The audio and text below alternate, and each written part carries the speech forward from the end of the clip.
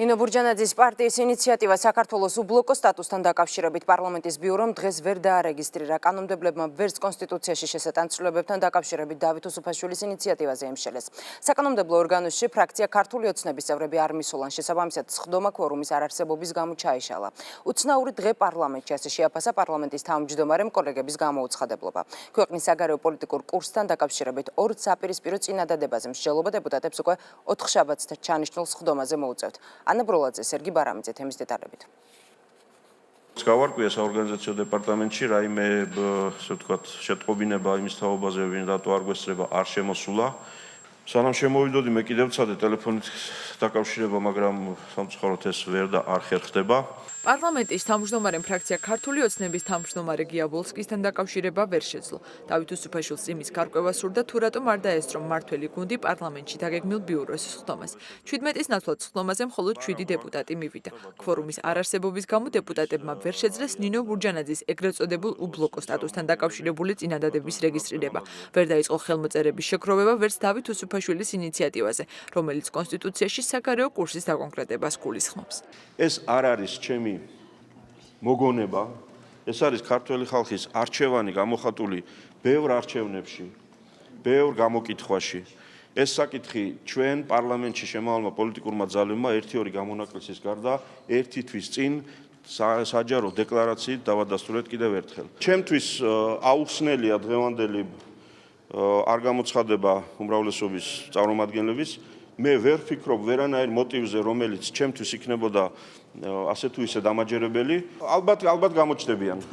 პარლამენტის თავმჯდომარისგან განსხვავებით გია ვოლსკისთან დაკავშირება ჟურნალისტებმა შეძლეს. ფრაქცია ქართული ოცნების თავმჯდომარის თქმით, ორ შაბათს დაგეგმილი პარტიული ღონისძიების მაჟორიტარების დასახელების გამო პარლამენტში მისვლა ვერ მოახერხეს. რატომ კარგად იცოდა, ზუსტად უნდა ცოდნოდა რამდენი ადამიანი იყო და თავად მიიღო გადატანის გადაწყვეტილება და არ შეექმნა აქედან გამომდინარე არასაჭირო აჟიოტაჟი. ორ შაბათს მართლაც გეგმავდით, კარგი იქნებოდა რომ ჩაგვეტარებინა, თქვათ ვერ მოვასწარით, ამაში ტრაგედია არაფერი არის, თუმცა მიუხედავად იმისა, რომ იცის თვითონაც კარგად რომ ორ შაბათი დღე მერე გადაწყდა, რომ იქნებოდა სწორედ ის დღე, როდესაც მაჟორიტარები უნდა წარვადგინოთ. ასე რომ ეს დემარში არ ყოფილა.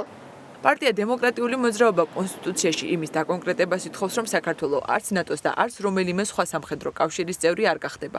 იმისთვის, რომ ნინო ბურჯანაძემ და მისმა თანაგუნდელებმა ამ წინადადებაზე მოქალაქეთა ხელმოწერების შეგროვება დაიწყონ, მათ პროცედურულად პარლამენტის თანხმობა სჭირდებათ. უბლოკო სტატუსის მოწინააღმდეგეები ბურჯანაძემ დღეს საჯარო დებატებში გამოიწვია. ცდილობენ ჩვენ ლამის მოღალატეების და ასე ვთქვათ მარგინალების იარლიყი მოგვაწებონ. ჩავატაროთ საჯარო დისკუსია, სადაც მოვიყვანთ მხოლოდ და მხოლოდ სამართლებრივ და პოლიტიკურ არგუმენტებს ერთი ან მეორე იდეის სასარგებლოდ.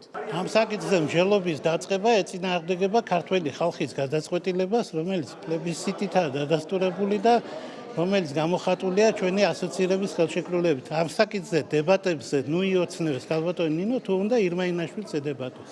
ეს არის სწორედ ის, რაც აწყობს და ჭირდება რუსეთს და ამით რომ დააზიანებს ზოგადად საქართველოს სუვერენიტეტს და უსაფრთხოებას, ალბათ რთულია რაიმე სხვა მავნებლური ინიციატივა მოიფიქრო. ჩვენი ქვეყანა არ უნდა იყოს არც ერთ სამხედრო ბლოკში გაერთიანებული, იმიტომ რომ ნებისმიერი სამხედრო ბლოკში გაერთიანება ბუნებრივია კარგს არაფერს მოგვითას. ბუნებრივია კონსტიტუციაში ეს არ უნდა იწერებოდეს. მე ვფიქრობ და დარწმუნებული ვარ სრულად, რომ საქართველოს აბსოლუტური უმრავლესობის არჩევანი არის ევროპული არჩევანი. შესაბამისად, გონია რომ ინიციატივა დარჩება ინიციატივის დონეზე. ეს არის წმინდა წყლის რუსული სახის პროპაგანდა, რომელსაც უნდა რომ ელემენტარულად დისკუსია დაიწყოს ამ თემაზე, რომლის გარშემო დისკუსია არ შეიძლება რომ განიხილებოდეს.